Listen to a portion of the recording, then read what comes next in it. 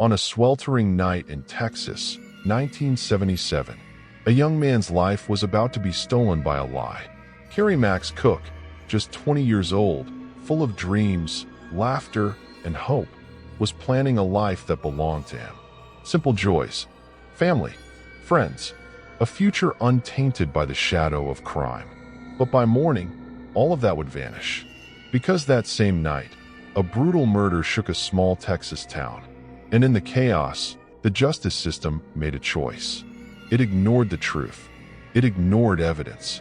And it labeled Kerry Max Cook, a young man who had never harmed anyone, as a killer. No clear proof. No witnesses who knew him. No reason at all, except the machinery of a system determined to convict. In the weeks, months, and years that followed, Kerry faced a nightmare most cannot imagine. Death row, solitary confinement, the constant threat of execution. Every day, he clung to one weapon, his unwavering belief in his innocence. For 22 years, he wrote letters, filed appeals, fought a system that refused to listen. And through every betrayal, every injustice, every moment meant to break him, he refused to surrender. Because Kerry Max Cook knew something the state could never take. Truth cannot be silenced forever.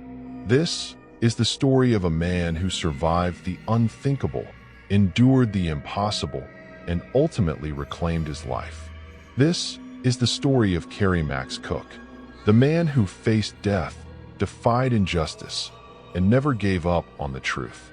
To follow this incredible story of survival, make sure you are subscribed to the channel and hit the like button. We give a voice to those the system tried to destroy, and we can't do it without you. This is just the beginning.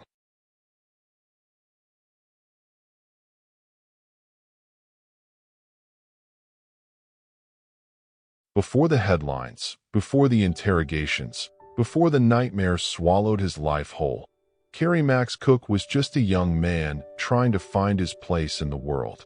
He wasn't extraordinary in the ways people usually measure greatness. He didn't come from wealth, power, or influence. What he had was far more human, a tender heart, a restless spirit, and a quiet hope that life would open its doors for him if he just kept walking toward the light. He lived with the eagerness of someone who felt the future inching closer. Friends remember his easy laugh, the warmth of his presence, the way he could turn a dull afternoon into something meaningful with just a few words. He loved movies, music, and late-night conversations that drifted from dreams to fears to the possibilities that come with being young. There was a gentleness to him, a softness that came from wanting connection more than conflict, from wanting understanding more than attention. Kerry was navigating the fragile transition between adolescence and adulthood, and like so many in that stage of life, he was trying to figure out who he was supposed to become. He worked simple jobs, the kind that didn't define a person but helped build the foundation for who they might one day be. He had hopes of love, of stability, of building a life that felt solid beneath his feet. He didn't need fame or fortune. He wanted belonging. He wanted love. He wanted a chance. There was nothing in his life that hinted at the storm approaching. Nothing that suggested the justice system would ever speak his name. He wasn't someone who drew trouble, and he wasn't someone who sought out danger. He lived quietly, trusting the world around him, believing that in a small Texas town, fairness still meant something. But it is often the quiet people, the ones who never imagined their lives could be touched by the machinery of the state, who are blindsided the hardest. Kerry had no reason to believe he would ever be seen as anything other than what he was, an ordinary young man with ordinary dreams.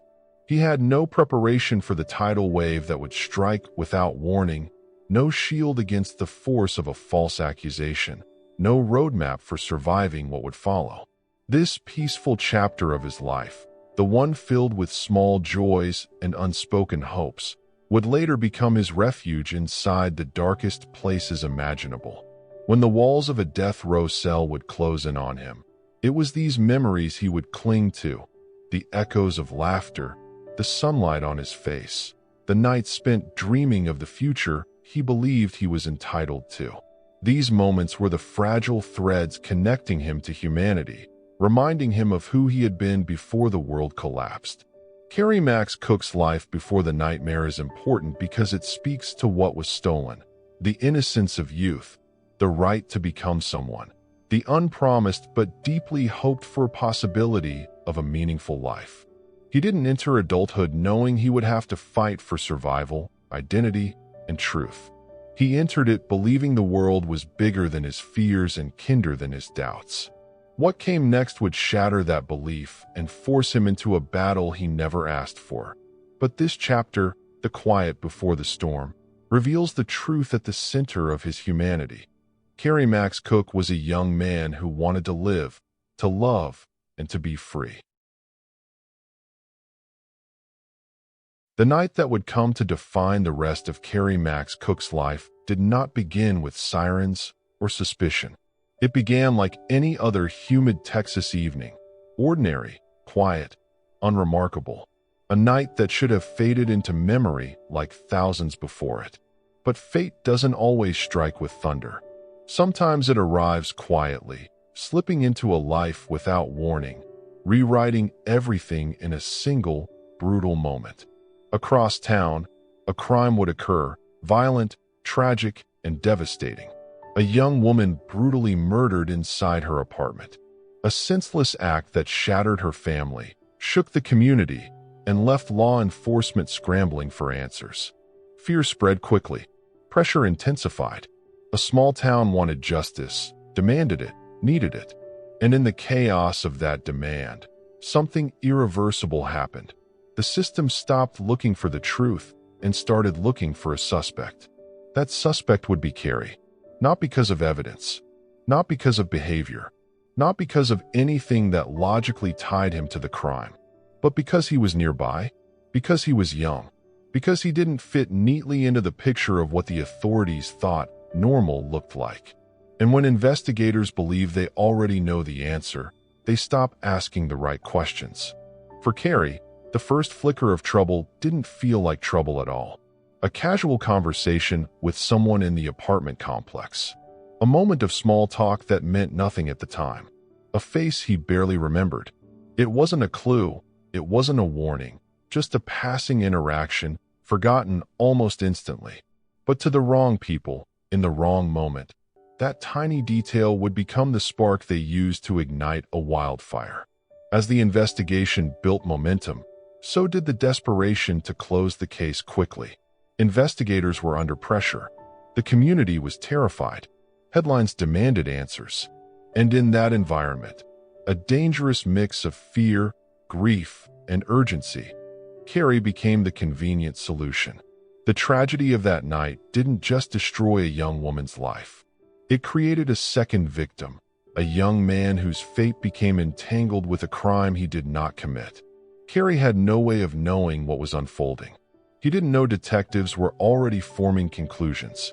He didn't know his name was being whispered in rooms he'd never stepped into. While he lived his life unaware, the gears of a broken system were turning, slowly, steadily, and without mercy. He couldn't know that the smallest details, his location, his demeanor, his youth, would be twisted into a narrative built for prosecution, not truth. He couldn't know that before the sun would rise, a target would be placed on his back. He couldn't know that the choices made by others that night would carry him into a nightmare lasting decades. Because sometimes injustice doesn't announce itself. Sometimes it just begins. Quietly, insidiously, irrevocably. And for Kerry Max Cook, the night everything changed was not the night he committed a crime, but the night a broken system decided he was guilty. The moment investigators decided they had their suspect, the tone of the entire case shifted. What had begun as a frantic search for answers now became a mission to make the evidence fit a predetermined story. And Kerry Max Cook, young, scared, and completely unprepared, walked directly into a machine already in motion. From the moment officers approached him, Kerry wasn't treated like a witness or a concerned neighbor. He was treated like someone whose guilt had already been silently agreed upon. He didn't know it then, but the next few hours would set the course of his life for decades. Police escorted Kerry to the station under the guise of just wanting to talk, a phrase familiar to anyone who studies wrongful convictions. Inside that room, windowless, cold, structured for intimidation, Kerry found himself face to face with trained interrogators who had already convinced themselves they were sitting across from a killer. Their questions weren't questions. They were accusations framed as inquiries. Why were you near the apartment? Why were you looking at her window? What are you hiding from us? Each assumption became a building block, not of truth, but of pressure. And the more Kerry insisted he had done nothing wrong, the more determined the investigators became to break him down. Interrogations in the 1970s carried none of the safeguards that exist today. No recorded footage. No mandatory legal presence. No standardized guidelines. Just long hours, psychological tactics, and officers who interpreted fear as guilt. Kerry, young and terrified, made one mistake that would haunt him. He tried to cooperate. He believed, like so many innocent people do, that if he was open and honest, the truth would protect him. But innocence, in that room, wasn't a shield. It was an opportunity for investigators to twist panic into evidence. As the pressure escalated, officers began introducing claims presented as facts. We have evidence you were there. Someone saw you. Just tell us why. None of it was true. But in the isolation of that room, lies become weapons designed to wear down the will of anyone trapped inside. Kerry continued to deny involvement, unaware that every word he spoke was being filtered through an assumption of guilt. When he asked if he needed a lawyer, the officers responded with familiar lines used to keep suspects off balance. If you were innocent, you wouldn't need one. We're just trying to help you. You don't want to make yourself look worse. But the truth was simple. They weren't looking for clarity. They were looking for a confession or something they could present as one. Hours passed. No sleep. No food, no sense of time, just the relentless pressure of two investigators determined to extract anything that could be used against him. And when that didn't work, they shifted to something far more dangerous: misinterpretation. Every gesture, every reaction, every nervous tick was cataloged and later reframed as evidence of guilt. And then came the handwriting sample. Officers placed a photograph in front of Kerry, asking him to write a phrase on a sheet of paper. They didn't tell him the significance. They didn't explain why they were doing it. What Kerry didn't know was that the phrase he wrote would later be compared to graffiti scrawled at the crime scene, a crude, taunting message written by someone clearly disturbed. The comparison was meaningless, scientifically empty, and deeply flawed. But to investigators who had already chosen their suspect, it was another puzzle piece forced into place. And then, without warning, without a lawyer, without any legitimate evidence, Kerry was arrested. The moment the cuffs closed around his wrists, the detectives acted as though the case was solved. Reporters were informed. Prosecutors alerted. A narrative began circulating before any facts had been examined. Police have arrested the suspect. A swift break in a violent crime. Justice for the victim. But there was no justice in what followed. Because shortly after the arrest, forensic analysts expressed misgivings. Physical evidence didn't align. Timelines didn't match cleanly. The case was thin, so thin that any objective review would have demanded a step back. Instead, the opposite happened. The district attorney's office doubled down. They began refining a story, one they believed jurors would accept emotionally even if it fell apart under scientific scrutiny. They prepared jailhouse witnesses, incentivized informants, and ignored red flags that pointed to serious investigative flaws. Kerry wasn't treated as a young man facing the fight of his life. He was treated as a narrative convenience, a solution to a terrible crime, a name to attach to headlines. But the truth was still buried, and the state, rather than searching for it, was building something of its own, a case designed to convict, not to uncover what really happened. The next part will reveal how that design took shape. Inside the courtroom, under oath, and through the voices of those sworn to tell the truth. By the time Kerry Max Cook stepped into the courtroom for his trial, the verdict had already been written in the minds of many who would sit in judgment of him. Weeks of headlines, whispers, and selective leaks had shaped public opinion long before opening statements began. Kerry wasn't entering a temple of justice. He was stepping into a stage built on fear, assumption, and the hunger for resolution. The courtroom itself felt like a pressure chamber. Rows of spectators filled the seats, many staring at Kerry as though memorizing the face of a man they had been told was a monster. Prosecutors moved with the quiet confidence of people who believed momentum was on their side.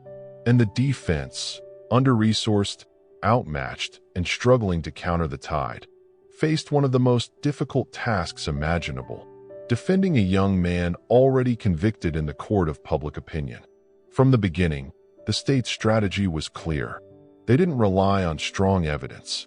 They relied on emotion, on the power of suggestion, on insinuations that sounded authoritative but collapsed under scrutiny. They presented their theory with absolute certainty, even when that certainty wasn't supported by the facts. The opening statements set the tone. Prosecutors spoke with theatrical intensity, painting Kerry as a violent predator driven by impulses they never substantiated. They layered their narrative with details designed to provoke, not inform.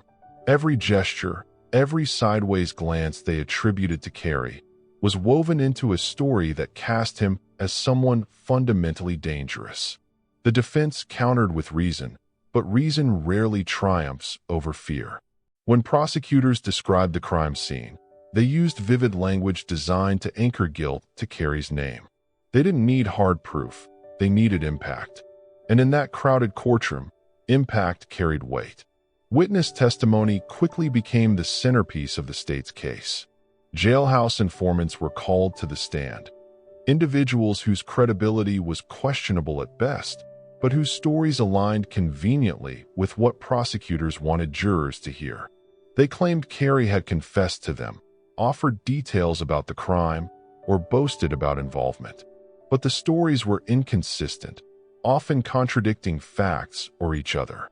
Still, the jury heard only the confidence with which those witnesses spoke, not the undisclosed deals, not the incentives, not the quiet promises made behind closed doors. The truth was simple.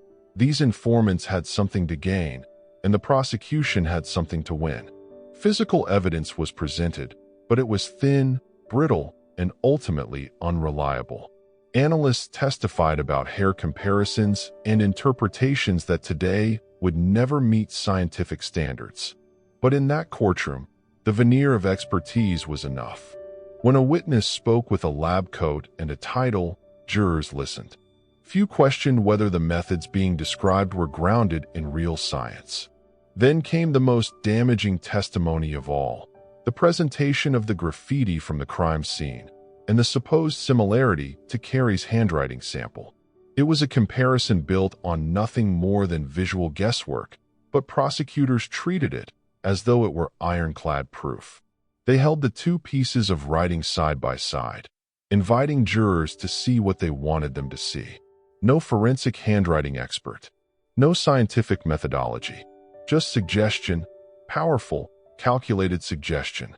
The prosecution leaned heavily on behavior interpretation as well. They pointed to how Kerry reacted during police questioning, how nervous he appeared, how uncertain his voice sounded. But nervousness is not guilt. Uncertainty is not confession. Still, every human reaction Kerry displayed was reframed as evidence of a violent nature hiding beneath the surface. The defense tried to push back. They highlighted contradictions. They emphasized the absence of reliable evidence. They questioned the motives of informants and the leaps prosecutors made. But each challenge was met with rehearsed counterarguments and emotional appeals to justice for the victim. The judge allowed testimony that today would be considered highly improper. Character attacks, speculation about motives, hypotheticals framed as fact. It created an atmosphere where reason struggled to breathe. And when Kerry took the stand, hoping, desperately, to tell his truth, he was met with a cross-examination designed to unmake him piece by piece. Prosecutors cornered him with questions that assumed guilt, forcing him into defensive explanations that jurors often misinterpret as evasion.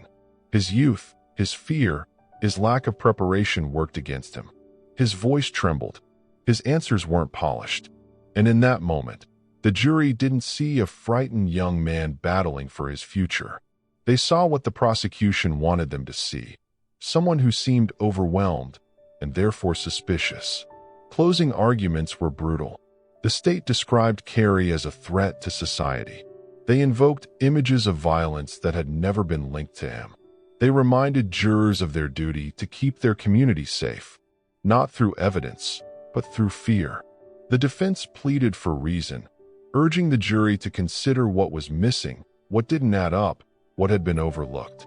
They spoke of uncertainty, of doubt, of the danger of rushing to judgment. But by then, the narrative had solidified.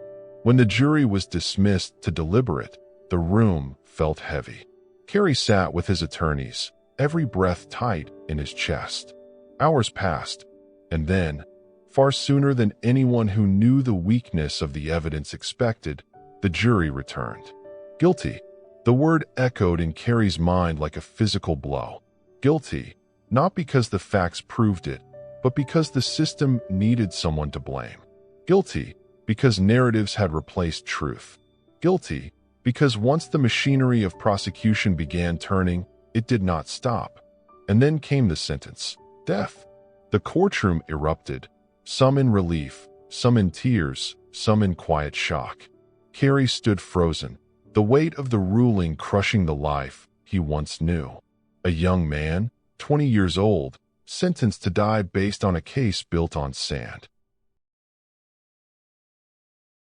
Death row was designed to break a person long before an execution ever took place. And for Kerry Max Cook, it wasn't just a sentence. It was an assault on every part of his humanity. The walls were thick, but the loneliness was thicker. Every sound carried a threat: the clang of steel doors, the growl of inmates locked in their own battles, the echo of guards' footsteps marching the same cold hallways day after day. His cell was small, barely wide enough to stretch his arms. The lights stayed on constantly, a reminder that the state wanted his mind as confined as his body. Inside those walls, time did not flow, it seeped. Every second was sharp, and every minute cut a little deeper. He was surrounded by men waiting to die, each one living under the shadow of a date that would eventually arrive with methodical precision. For Kerry, the terror wasn't only the threat of execution. It was the fear of disappearing, of becoming a ghost the world forgot.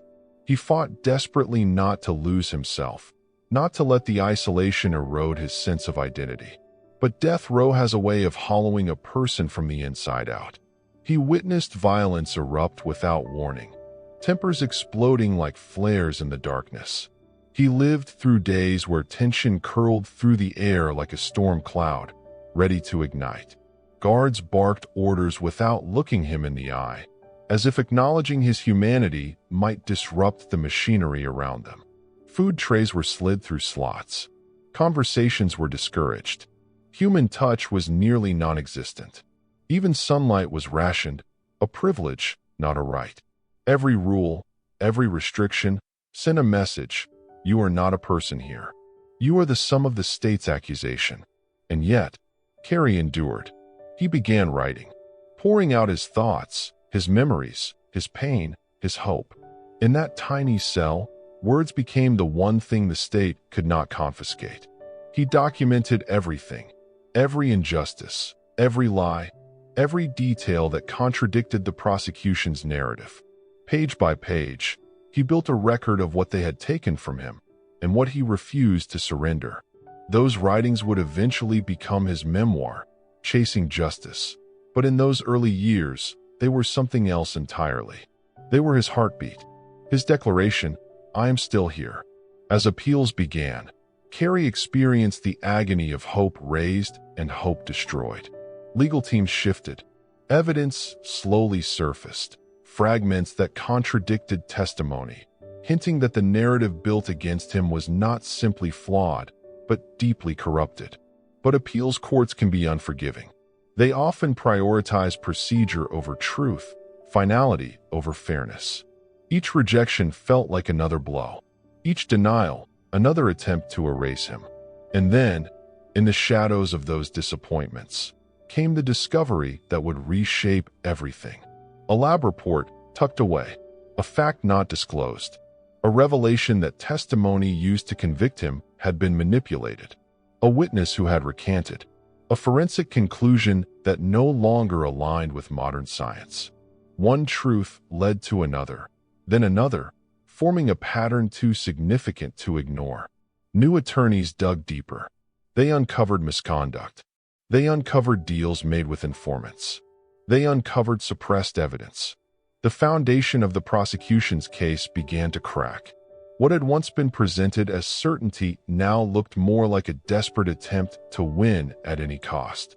Eventually, appellate courts acknowledged what trial courts refused to see. Kerry's conviction could not stand. His death sentence was overturned.